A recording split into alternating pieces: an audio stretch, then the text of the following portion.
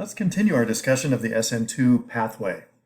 At the beginning of this set of notes, you might recall that one of the things that I mentioned that you would want to pay attention to when you're trying to sort out what's going to happen in the substitution and elimination reactions is steric hindrance. And that's especially true for the SN2 reaction. So let's look at steric hindrance in the context of the SN2 reaction, and as we do this, it's going to help us to understand why SN2 and E2 compete and how to predict which way the reaction will go, which pathway will it follow, SN2 or E2. So first, let's get to the SN2 part of this. Let's start. We're going to look at a set of rate data from some experiments that some people did. But to understand the results, let's start by writing out the rate law for an SN2 reaction, which, to remind you, is that the rate is equal to the rate constant K times the concentration of the nucleophile times the concentration of the electrophile. So a bimolecular reaction. So what these experimenters did was that they ran a set of reactions using the four substrates shown in the table. So methyl bromide, ethyl bromide, isopropyl bromide, and tert-butyl bromide. So let's look at these structures first of all. Methyl bromide is something that we would call a methyl substrate. Ethyl bromide, the bromine is attached to a primary carbon, so this is a primary alkyl halide and therefore a primary substrate. In isopropyl bromide, the bromine is attached to a secondary carbon, so that's a secondary substrate. And finally, tert-butyl bromide is a tertiary substrate. Notice in each case, the leaving group is the same. So the only thing that we've done is change, or the only thing that these people did who ran this experiment, this set of experiments, is that they changed the structure of the electrophile. In all four experiments, they used hydroxide ion as the nucleophile. So let's rewrite our rate law to reflect these details. So we can be more specific and say that the rate is equal to the rate constant K times the concentration of hydroxide ion as the nucleophile, and then we'll generalize the electrophile as RBr. So notice what they've done. They've kept the leaving group the same in all four experiments, and they also kept the concentrations of hydroxide ion and the alkyl bromide constant through all four experiments. So the differences in rate are not attributable to any changes in concentration, and they're not attributable to any changes in the leaving group. That means that they can only be attributable to the structure of the substrate or of the substrates themselves. So when they ran these reactions, they came up with some rates, and they divided all of those rates by one of the rates. Now you can do this in one of two ways. And they may have done it one way or the other. I don't know. You can either take all the rates and divide all of them by one of them, or you can take all the rate constants that you derive when you derive the rate law and divide all of those by one of them.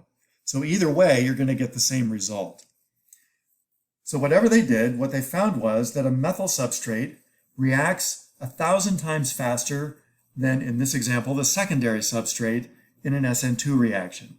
So the methyl substrate is the fastest to react, followed by the primary, then the secondary, and then when we look at the number for the tertiary substrate, what we see is that that is very, very, very small. So the tertiary substrate is unable to react that efficiently through the SN2 mechanism. So based on the table, based on the data that these experimenters collected, the relative reactivity of alkyl halides in an SN2 reaction is shown in the box. Methyl substrates are the fastest, followed by primary, then secondary, then tertiary, which are the slowest. All of this comes down to steric hindrance. So let's draw a couple of pictures of mechanisms. So here's a hydroxide ion. And let's put this together with methyl bromide.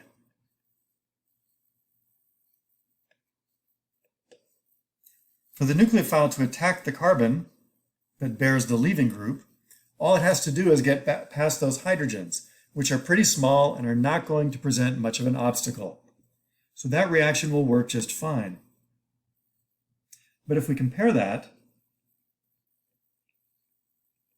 to the other extreme, which is tert-butyl bromide.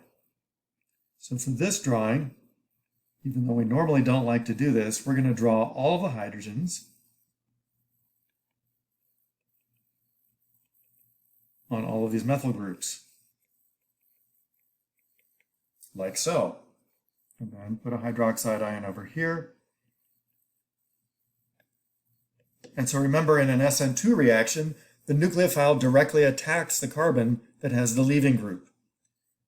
And so the nucleophile here would like to get in and attack that carbon, but there's a considerable amount of steric hindrance that's impeding its path. So it's going to tremendously slow down the trajectory of the nucleophile and its approach to that carbon. So that's not going to work out very well. So tert-butyl bromide, like all tertiary substrates, is too sterically hindered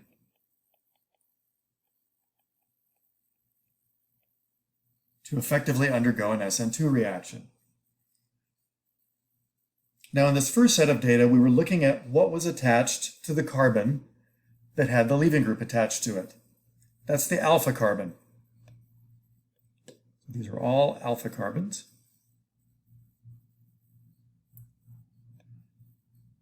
But the SN2 reaction is also affected by things that are attached one more carbon away at the beta carbon. So let's look at a new set of data. What we notice about each of these substrates, first of all, ethyl bromide and butyl bromide and neopentyl bromide, is that they all happen to be primary substrates. So right away you might think, well, they're primary substrates, so they should react fairly quickly because there shouldn't be that much steric hindrance. But remember, the steric hindrance can also show up at the beta position. So let's label the alpha and beta carbons in each of these structures and then compare them to one another. In ethyl bromide at the beta position, you have 3 hydrogens. In N-butyl bromide, there's an ethyl group stemming from that beta position. Here it is right here. And from the beta position in neopentyl bromide, you have these 3 methyl groups.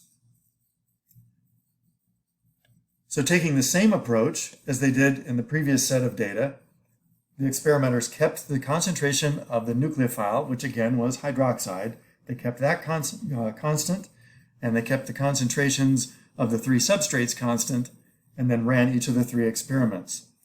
What they found was that the ethyl bromide reacted 50 times faster, and then this is comparing this to this one up above. So 50 times faster than isopropyl bromide.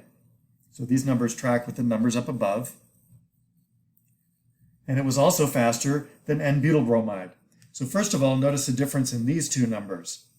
Tacking on that ethyl group at the beta position slowed the rate of reaction down.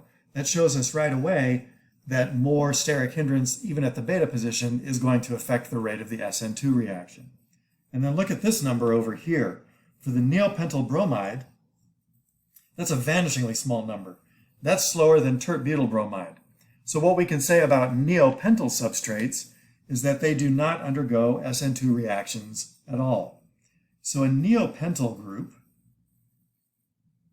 let's put an X over here, a neopentyl group is this group right here. So this is 5 carbons, and this arrangement is called a neopentyl group.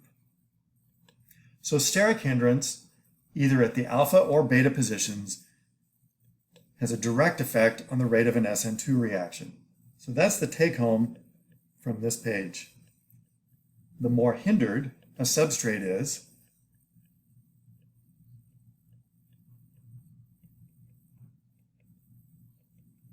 and the hindrance can be either at the alpha or beta carbons,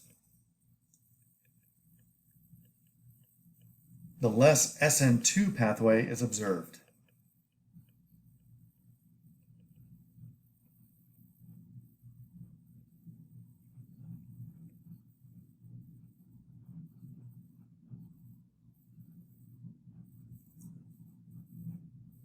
Now the substrate is not the only place that steric hindrance can show up. And in many cases, this is where you're going to get into the competition between SN2 and E2. So we're going to spend some time looking into this. First of all, a lot of nucleophiles can also act as Bronsted bases. Remember that a nucleophile has electron density to share. If it's a nucleophile, it's going to share that with a carbon and bond to a carbon. But if it has electron density to share, it can also form a bond to a proton and act as a Bronsted base. If you have a nucleophile that's a strong Bronsted base, that's where you're going to get a competition between SN2 and E2. That's the primary place where this is going to happen. So let's take a look at the idea of alkoxide ions acting as nucleophiles. Now, first of all, we know that alkoxide ions are strong bases. So recall the table that's one of the reference tables that's on page 2 of this packet of notes. The acid-base table, it's the first one up at the top of the page, the one that we worked on together in class during the acid-base section. From that, we remember that an alkoxide ion is a strong base. So let's take a look at these two, tert-butoxide and ethoxide ions. They're both strong bases, but if we were to get into the weeds on this, what we would find on further examination is that tert-butoxide is the stronger base and ethoxide is the weaker one. Now remember, that's just a comparison between those two bases. They're both strong bases, it's just that tert-butoxide is stronger than ethoxide. So tert-butoxide is a stronger base, however, it's a poorer nucleophile because of its steric hindrance.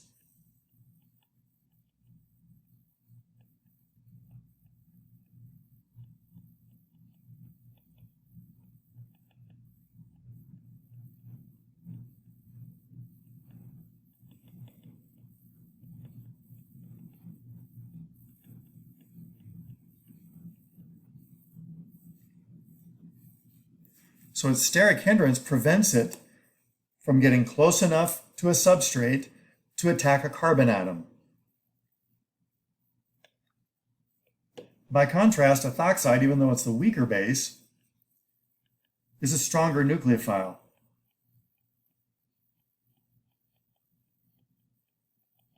That's because it's less sterically hindered. So it's going to be more capable of getting closer to the substrate, therefore more easy to react or more able to react with a carbon.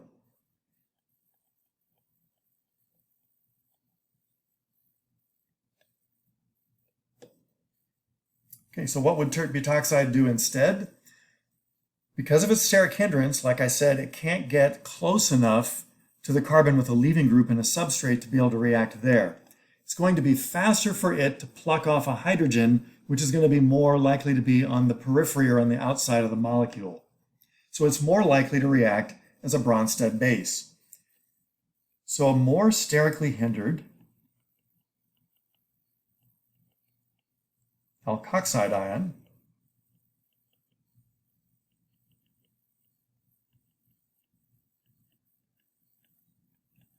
and the main example of this that you'll see over and over again is tert-butoxide. Is less likely to react as a nucleophile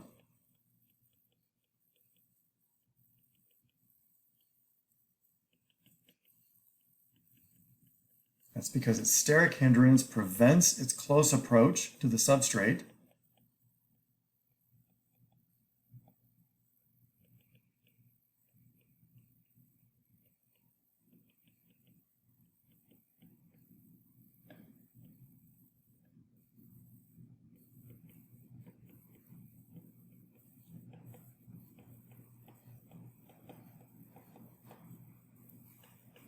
And more likely to react as a Bronsted base.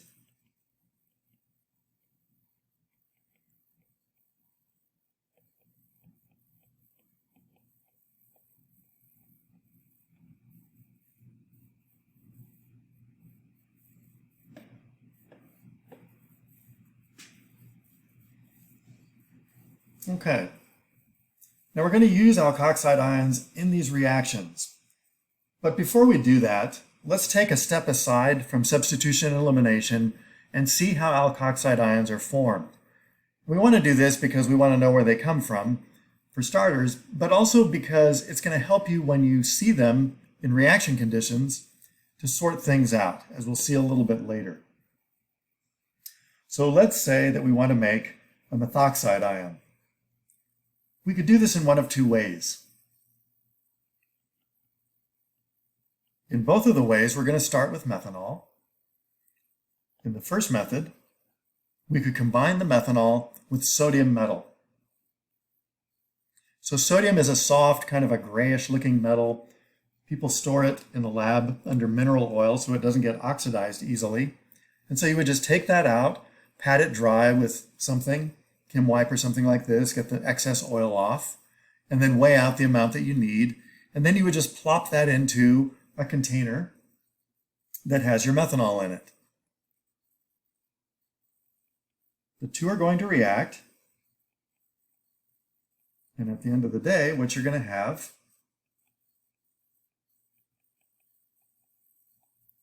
is sodium methoxide,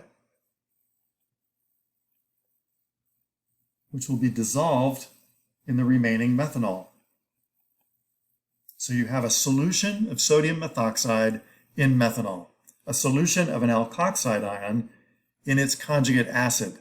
That's very, very common.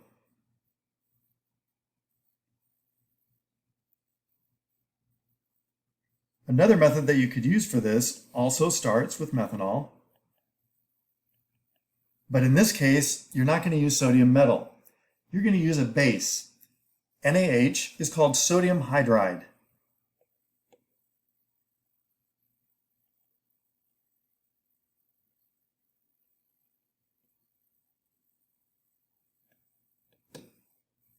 So sodium hydride will act as a Bronsted base. We can draw a little mechanism for this. So sodium hydride is Na plus H minus. So H minus is the hydride ion. It looks like this. And so it will act as a base and accept a proton from methanol. So that's going to give you sodium methoxide, again dissolved in methanol.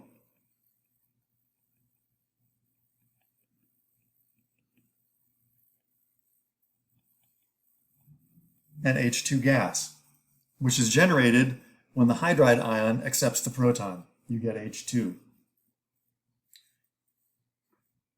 The first example, where you're just using sodium metal, that's a radical reaction or a redox reaction, so single electron transfers are taking place. The second one is an acid-base reaction. If we think about the second one in a little more detail, remember that the pKa of methanol is around 16. The pKa of H2 is around 36. So the weaker acid is H2 because it has the higher pKa. That means that the products are strongly favored here. But there's something else that's going on in these reactions as well. The H2 that's being generated in the reaction can easily escape from the reaction mixture. So in each case, hydrogen gas is being evolved and it's leaving the reaction mixture. So that would affect any equilibrium that was present here and pull it to the right because you're removing one of the products as it forms. So the bottom line to both of these situations is that these are the best methods to use for the highest yields possible of alkoxide ions.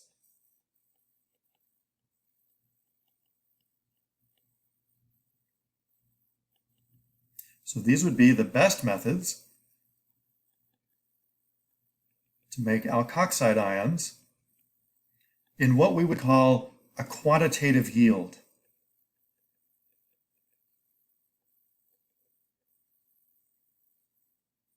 Quantitative means that to the extent that you have sodium or sodium hydride in there, they're going to get used up completely, and so you're going to get a complete conversion to the alkoxide ion. Now let's compare that to a base that we already know. So you have sodium hydride which is a new base which we're going to be using a lot in the second semester. But the base that you're probably more familiar with and more comfortable with would be something like sodium hydroxide. So let's start with methanol again and combine that with a hydroxide ion.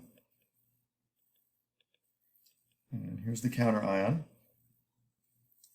And imagine that an acid-base reaction is taking place. So there is a proton transfer that's possible here.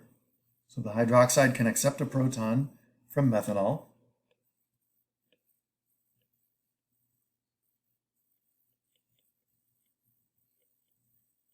And that would give you sodium methoxide and water. So also an acid-base reaction, so we need to compare the pKa's of the two acids in the reaction to see which side of this is going to be favored.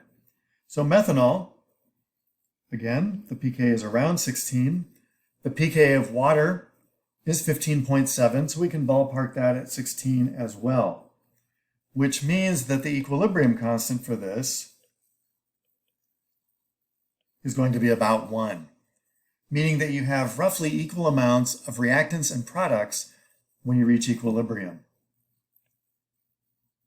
So what we would say about this method is that this does not give you a quantitative yield of an alkoxide ion.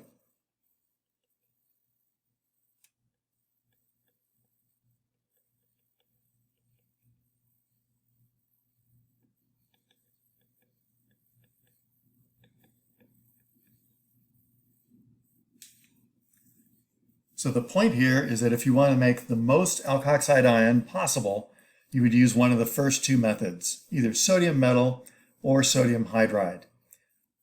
In both of those cases, what you're going to see, and I'll write this down in the very bottom here, what you're going to see when your new alkoxide ion is being used in a reaction would be something like this. That your sodium methoxide, in this example, will be present in a solution of its conjugate acid, which is the alcohol. So this is very, very common to have an alkoxide ion dissolved in a solvent of its conjugate acid.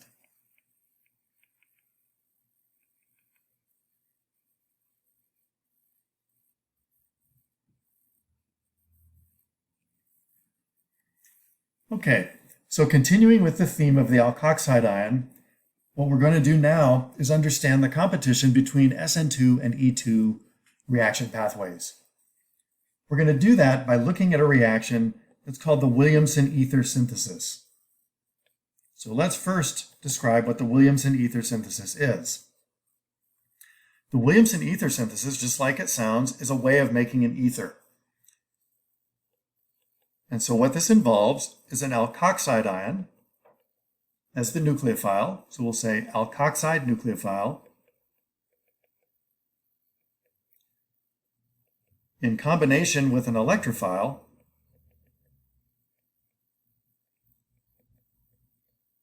to give us an ether.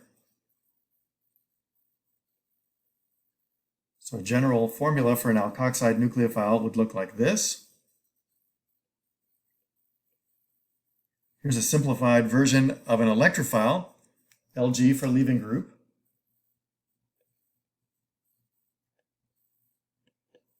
The alkoxide ion attacks and replaces the leaving group.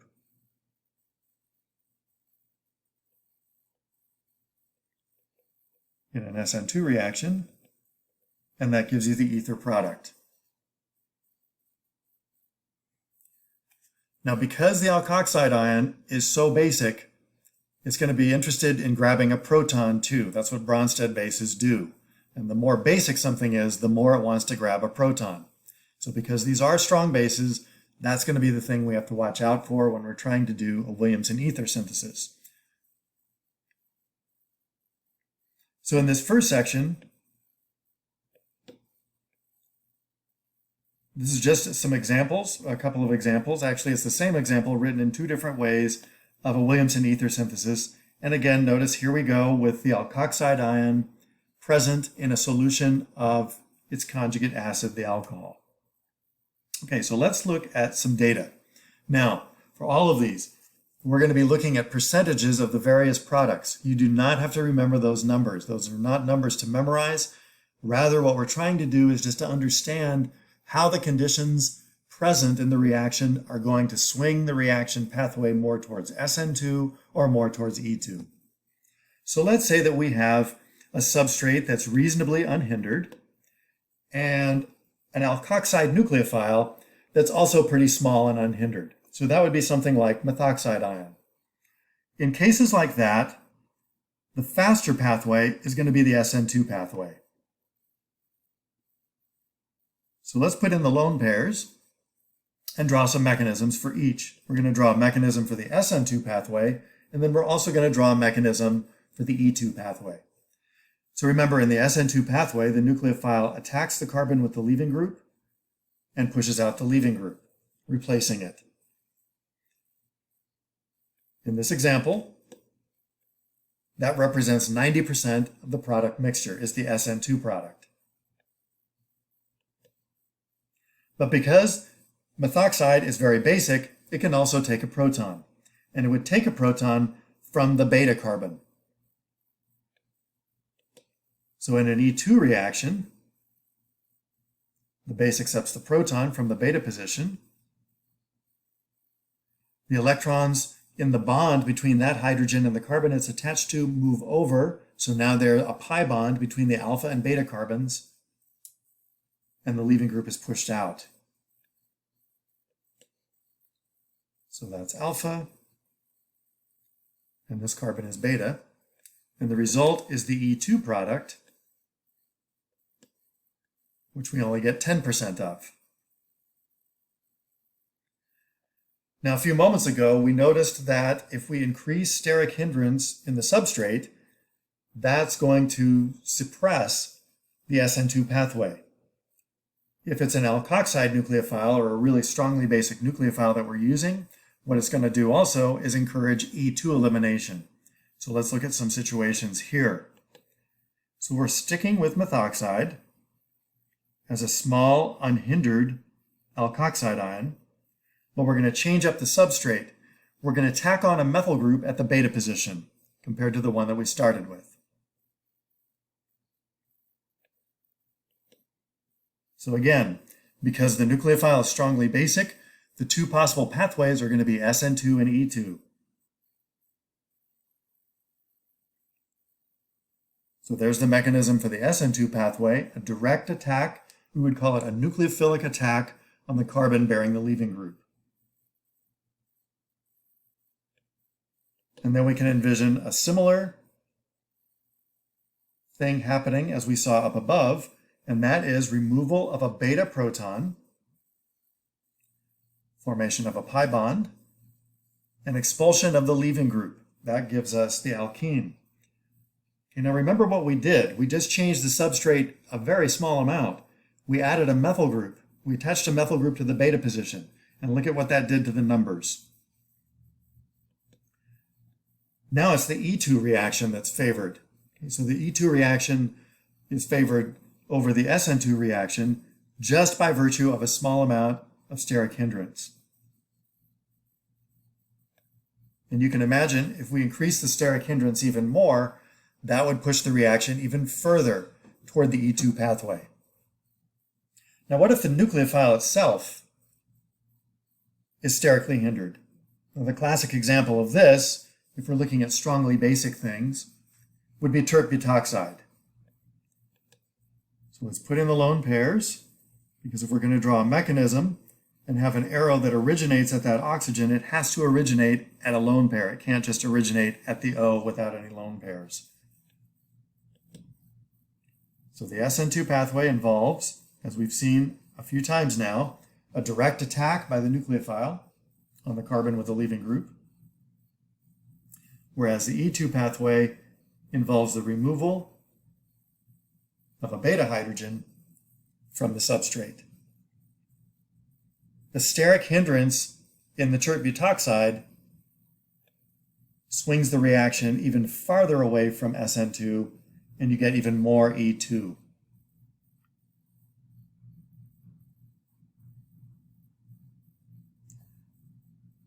Okay, let's look at some other examples, some with alkoxide ions, some without, so we can start putting together what might be going on here. So in this first example, what we have is a secondary substrate. The chlorine is attached to a secondary carbon. So what would your intuition tell you about what the chlorine is like as a leaving group? What do you know about leaving groups? Well, what you know so far is that the best leaving groups are going to be weakly basic. If we push the chlorine off of this molecule, it would leave as the chloride ion because it's going to take the bonding electrons with it. And a chloride ion is the conjugate base of HCl, which is a strong acid. So it's a weak base. So we know that chlorine as a leaving group is going to be perfectly fine. So we'll say leaving group is fine. So we have a secondary substrate with a leaving group that's decent. And then our nucleophile. So the nucleophile is a 2-carbon alkoxide ion. That's ethoxide.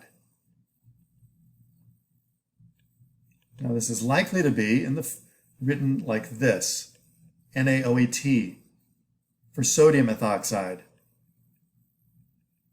And it may well be in a solution of its conjugate acid. Ethoxide ion, what do we know about it? Okay, remember, you're going to be looking at each of the players in these reactions and assessing their personalities, if you will, assessing their character. What do you know about them? What do they tend to do? What hats do they wear? So for ethoxide, you already know some things. Well, you know one thing, and that is that it is strongly basic. So you have a strongly basic nucleophile with a secondary substrate.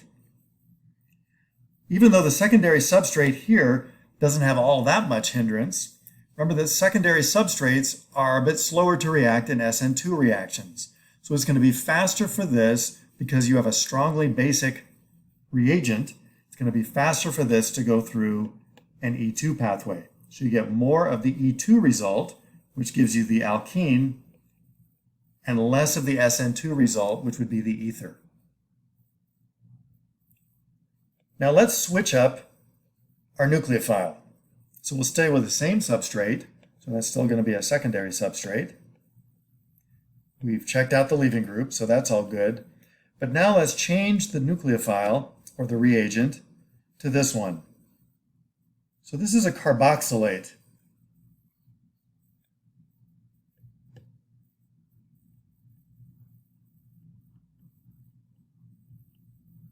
So a carboxylate ion. Carboxylates are weak bases. That's something you should probably remember about them. Now they're also not very good nucleophiles, but they're okay. Okay, not great. But in this case, what we observe is that what happens is that the carboxylate ion replaces the chlorine. So now it's attached, and now that group of atoms is attached to the carbon that had the chlorine. So that was an SN2 result. And that's the only thing that happened here. We got no E2. And this is related to the fact that the carboxylate ion is weakly basic. It's not that interested in grabbing a proton. It would rather do other things. Let's try one more of these. So we have tert-butyl bromide as the substrate, which, because the bromine is attached to a tertiary carbon, is a tertiary substrate. And we're combining that, again, with ethoxide, which we already know to be a strong base. So you have a sterically hindered substrate,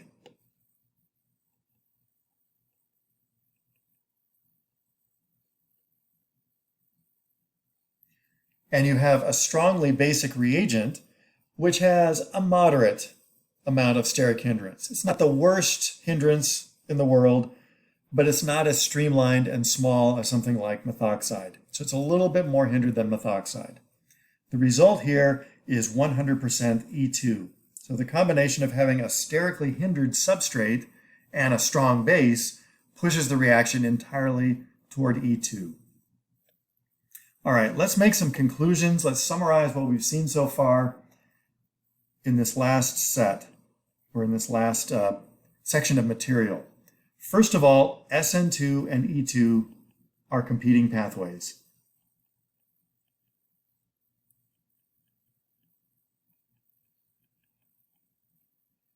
And we used the Williamson ether synthesis, which is an SN2 reaction, to reveal that or to understand that and see examples. So how do we sort them out? Okay, what we saw was if you have more steric hindrance,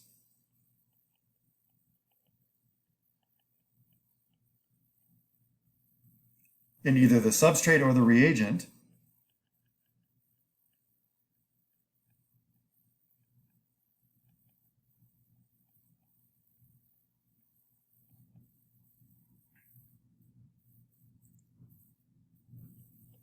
and if the reagent is basic,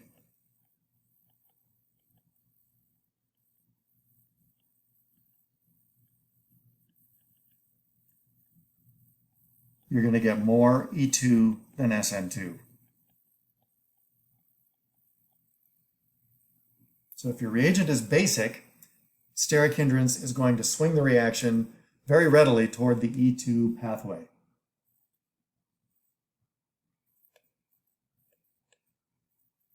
Let's add in some ideas about SN2. SN2 is going to be favored by good nucleophiles, especially if they're weakly basic good nucleophiles.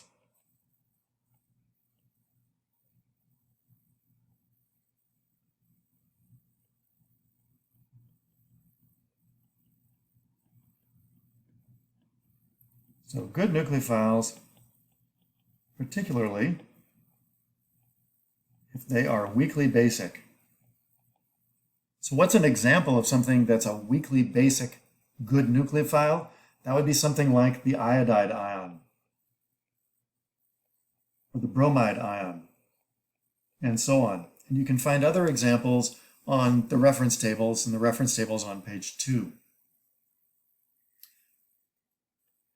However, remember, if the nucleophile is strongly basic, you have to watch out for E2.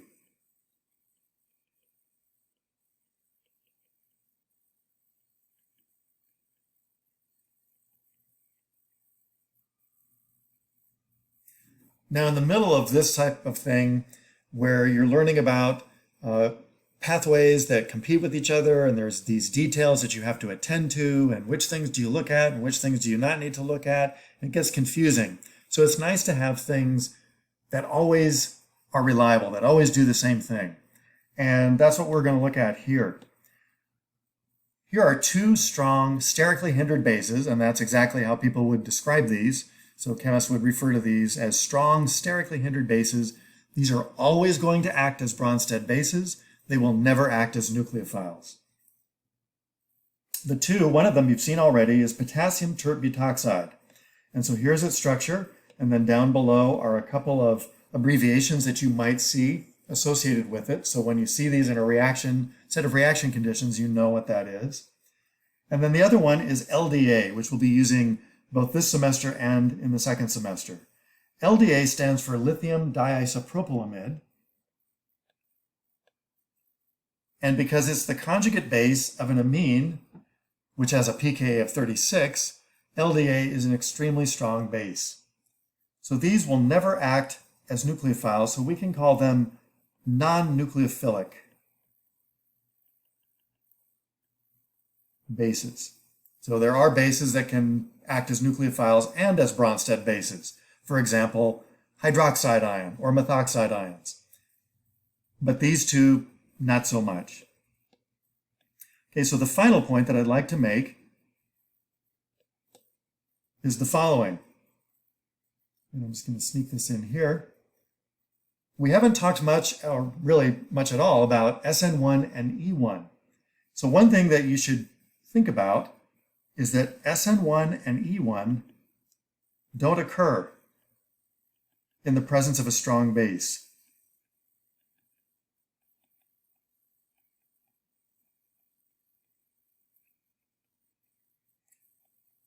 So that's why for all of the examples that we looked at here, we didn't need to worry about SN1 or E1 because we were primarily dealing with strong bases, except for the, I'm looking at this now, except for the carboxylate ion. That was the only weak base we looked at.